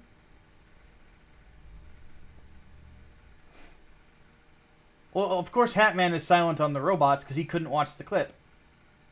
Yep. Because Hatmobile. Exactly.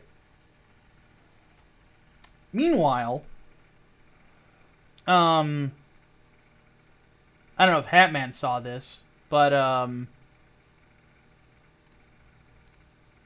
those of you who are in the Discord server, you could be seeing advanced panels and pages from Englewood Book 2, but you're not in there, are you? So you miss out on them. This being a really good example of that.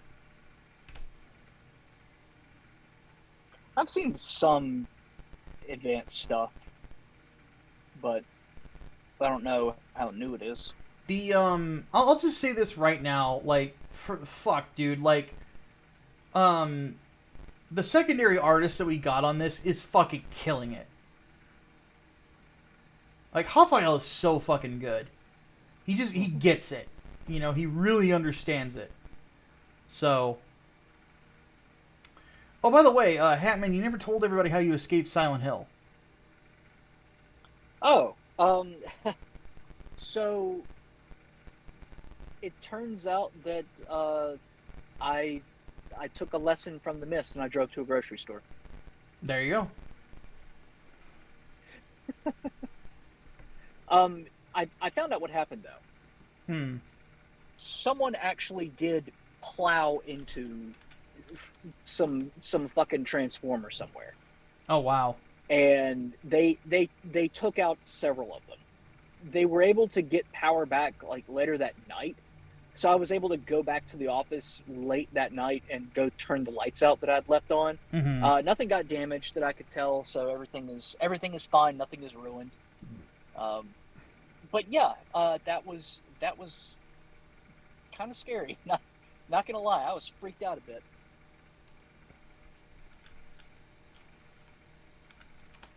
But yeah, I drove to a grocery store, so that was The Mist. Well, there you go.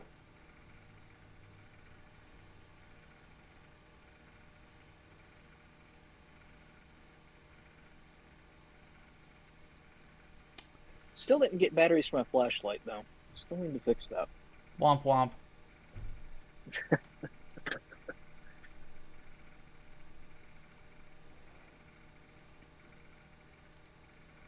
Okay, I don't think Brain has one for us. So, I think we're going to go ahead and call it there. Because there's something interesting going on today. That I think people are really going to enjoy. Oh? Whoa! Servant! Holy shit. Well, Never mind. We owe another clip, especially if he has an idea as to what he wants to put in there. So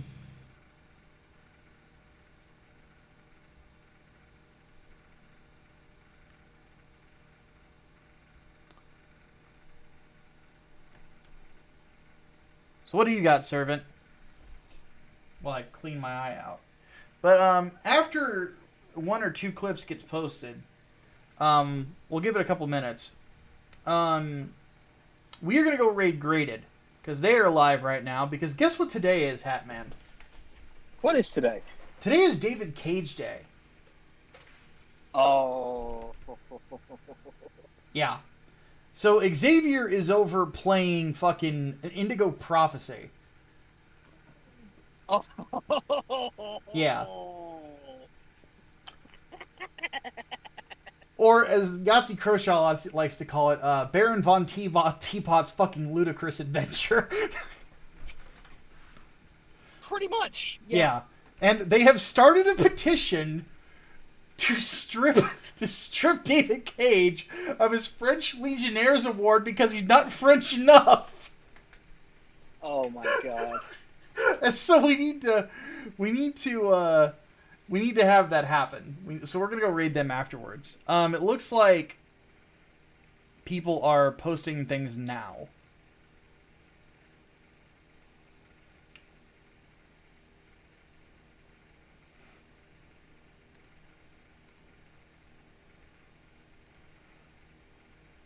Okay. This one will be fun, I think. I don't know if I've actually ever watched this clip. This is from the our favorite VTuber that we don't know. Because obviously we know Tofu and Martyr. Apparently Corone loves the BFG. Given that I too love big fucking guns, let's see how this goes. Oh, 本当だ。Yay! Whoa! Whoa!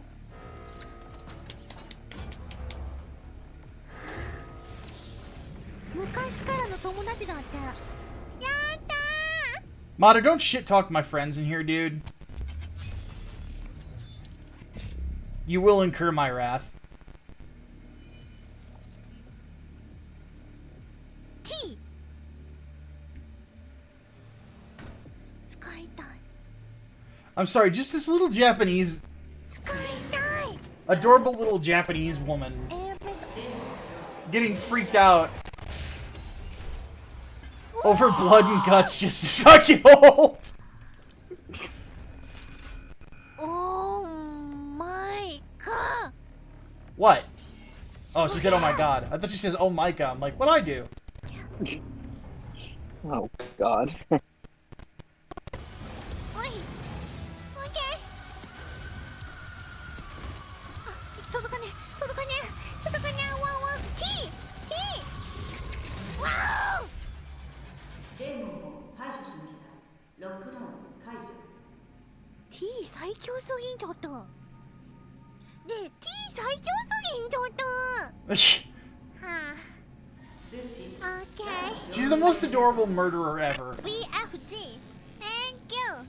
BFG. デーモンの BFG. 危険レベル。 Oh my word.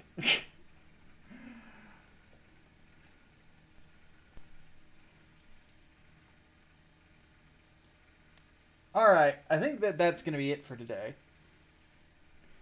Good old Doggo-chan. Yes.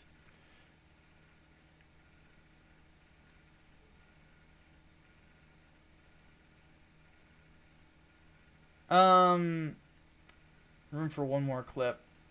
Let me have a look at this one. Doom Crossing. I don't know if I've seen this one. We'll do this for the third. Is that the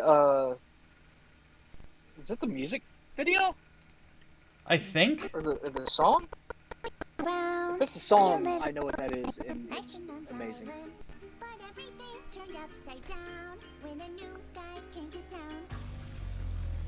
We got along What the fuck? ways, I have not seen this one before. cut intestines, said we could party at his place all the holidays. It's just what I need. What the fuck? Is it the one that shifts into metal? Yes! Yes! The audio keeps cutting though, because like I'm getting connection issues, but oh, it's because fucking Nvidia GeForce Experience turned itself back on. Alright, hold up.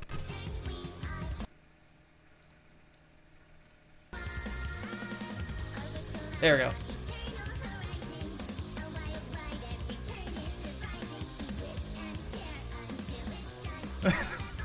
This is actually pretty good.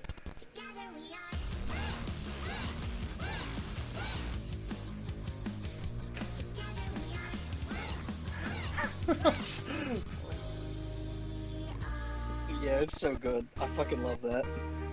That's pretty good. I'll give it that. That's pretty fucking good. Alright.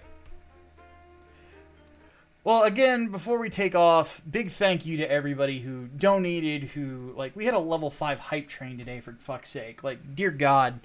So, we'll recap them real quick. From the top, let's see here. Brian Gilmartin for the resub, Servant for the resub,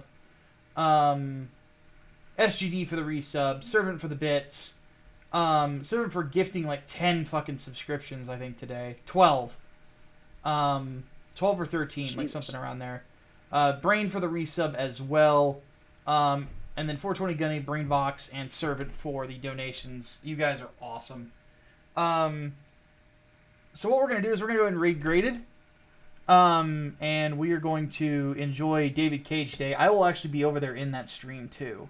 So I got a busy day in front of me. Raid message.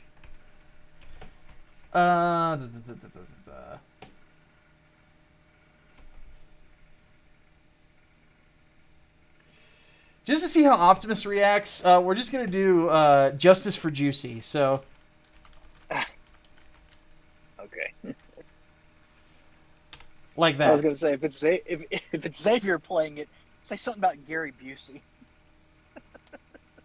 I know that one. Last time, yeah. Okay, so you know that story then. Yes. Yeah, because they've only got 11 people watching right now, so we gotta get over there. This is gonna be funny. So, let us prepare to raid. We'll be raiding in 3, 2, 1. Let's jam.